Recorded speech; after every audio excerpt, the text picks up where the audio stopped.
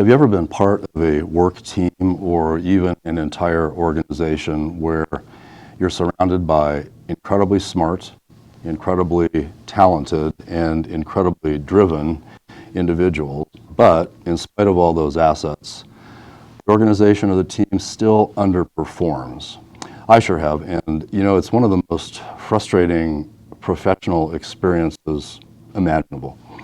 So this book, which I wanted to share with you today, is called Boundaries for Leaders, and it's written by a gentleman by the name of Dr. Henry Cloud, and it's written specifically to address those questions. And in the book, Dr. Cloud talks about creating a culture that reinforces performance and also reinforces proper executive functions of our brain. So that's fascinating.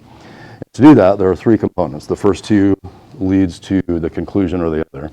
The first component that we have to intentionally foster is the ability to affirm or give attention to the things that are most important.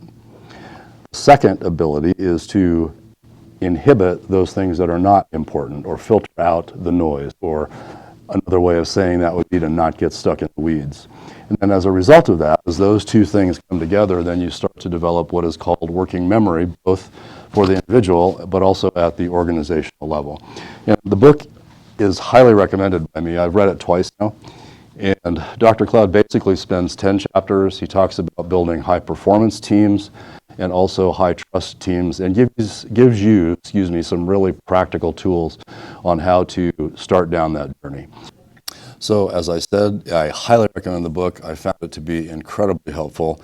And if you'd like to check it out, there's a button below, so go down there and click it, or just Google it.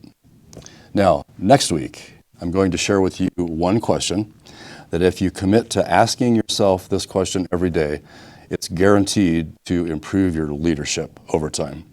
See you then.